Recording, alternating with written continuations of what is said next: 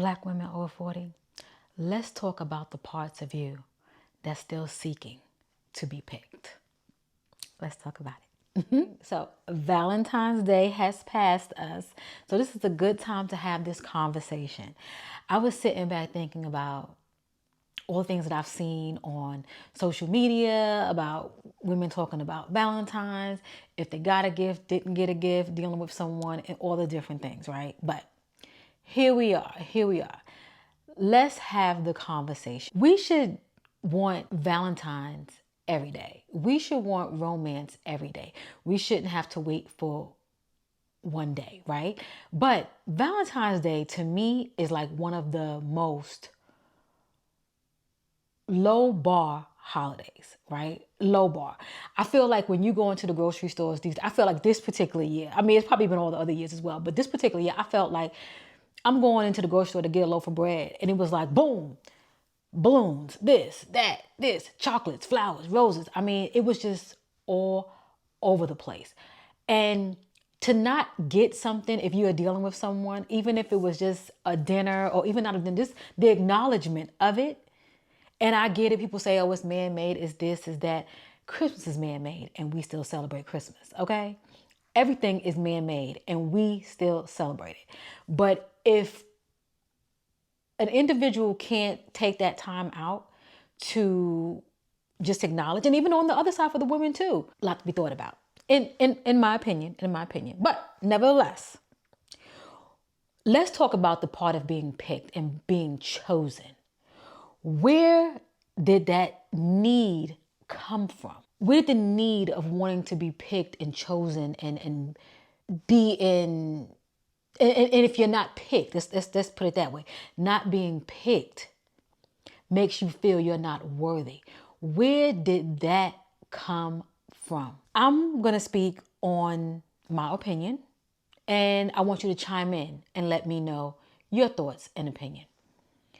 I feel it comes from childhood wounds, starting with, for a woman's perspective, father. I have been an individual at one point in time where I wanted to be chosen. And I feel like you sit back and you think about, oh, your father, you're this, that, and the third. Now, I do feel like when individuals say, oh, I want a woman who comes from a two-parent household, things like that, I hear you. Well, I know people that come from two-parent households and they are a total freaking wreck. Yeah, you have statistics behind it and things like that, but I do feel like you can still be in a household and still not get love. You can be in a household and see, yes, two parents be together. That doesn't mean that it gave you quality, it gave you this, because that's what you saw. Doesn't mean, you guys get what I'm saying. But nevertheless, I feel it comes from childhood wounds. I can speak for me. I know my wound when I was seeking to be chosen, it came from like, what? Why aren't I good enough? Then you look at, how your father, he wasn't in your life. And another thing, I'm rearing off here.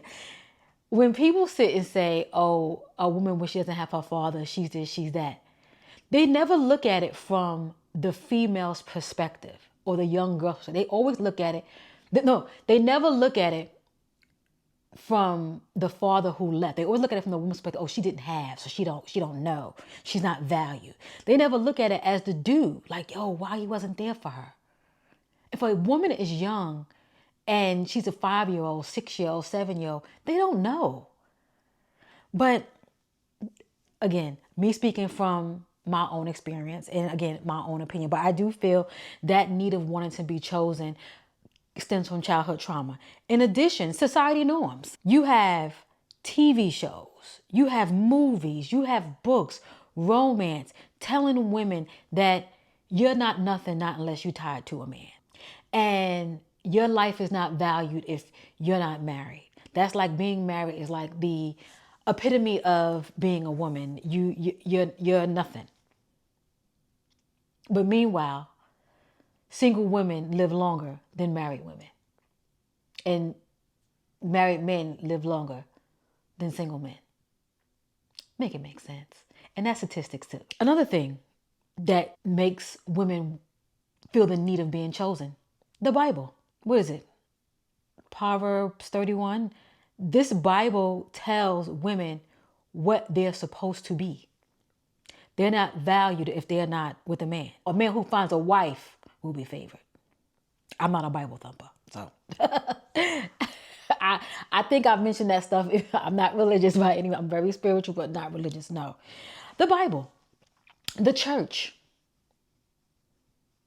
And meanwhile, if we sit back and think about how marriage came about before the church got involved and gave out marriage certificates, before the government came into it and gave out marriage license,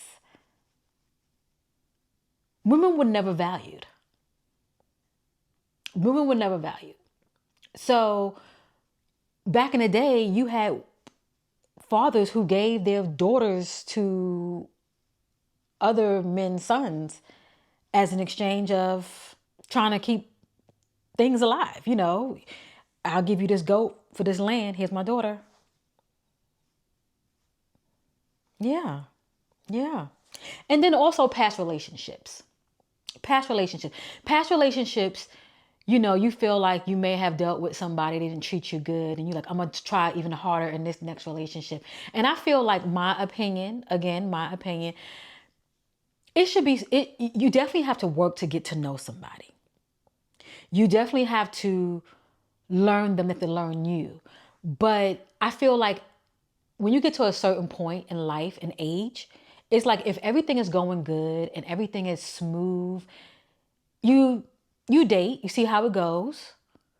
A significant time passed and you try to make it more official.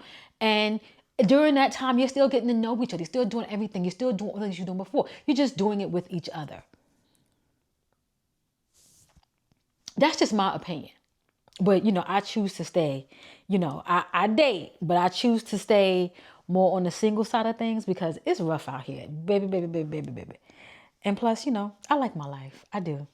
I do. And I also feel if you're dealing with someone, and dealing with them for a significant amount of time, and you have to ask what things are, then you know what they are. If that person hasn't made it clear, or you guys haven't even had a conversation about it, you don't want to put it all on one person.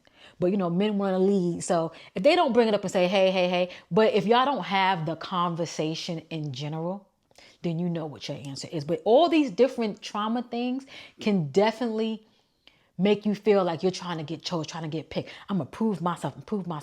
No, don't do it. It ain't worth it. It ain't worth it. But this is for, you know, this is my opinion, okay? and for someone who's single, if you're married, because sometimes people can be in marriages and still not be chosen. I see it. I have seen it. So yeah, sometimes just being married, somebody can sit and say, yeah, I'm not in these streets anymore.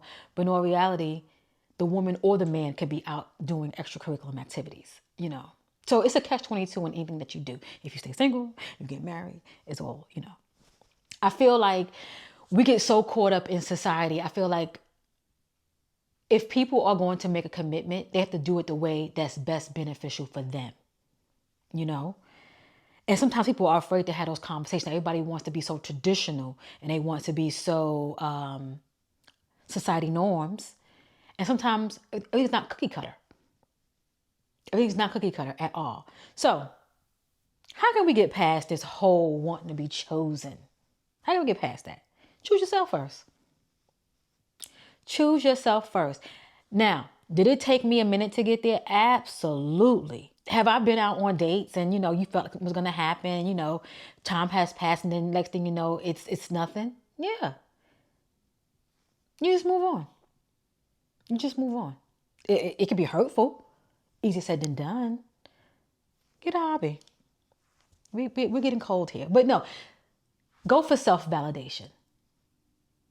Go for self-validation. You know who you are. You know what you have accomplished and you know what you hold and, you know, bring to the table, you know. But first you got to know what's at the table, okay? What's at this table? Sometimes us women, we be the whole table, okay? Push to the side, push to the side, push to the side. But no, self-validation. Know who you are. Be happy where you are and appreciate yourself. Don't seek no external validation. And also emotional reparenting. That's something that I had to do. And it was hard. And it was even harder knowing that my father is still here.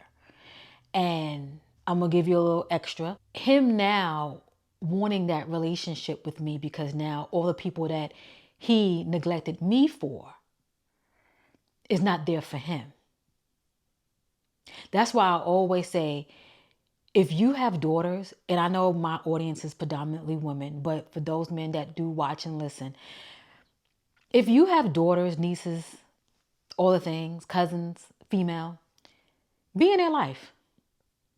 Because there's going to be a time where you're going to need. Yeah, people go to nursing homes and can get a nurse and can do this and can do that.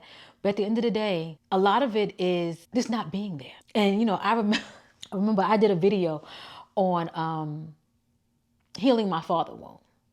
And I'll link it somewhere below. And I never forget my aunt told me, let the past be the past. Like, just whatever he did, oh well. He's your father. Oh, she talking, he's your father.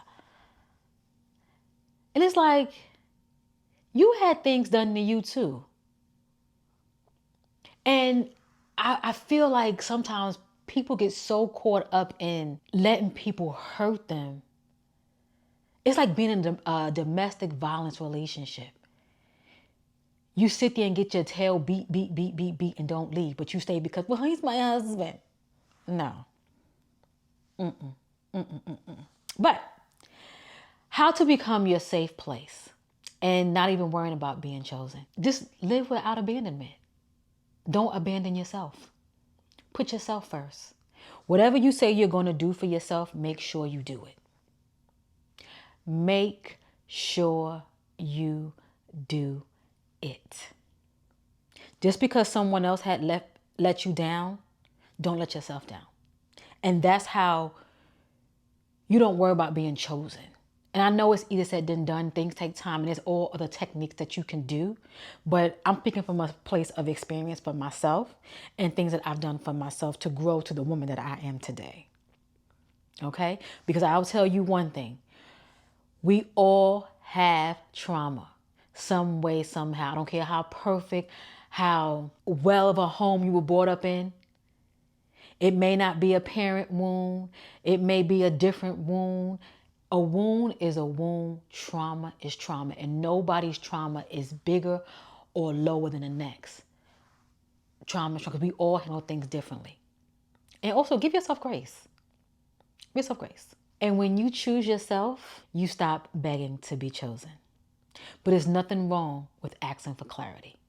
But once you ask for clarity, know what it is. Okay? I love this for us. And if you enjoyed this conversation, please share this with another Black woman over 40. And like, comment, subscribe, follow, and all the things. And I will catch you in the next conversation.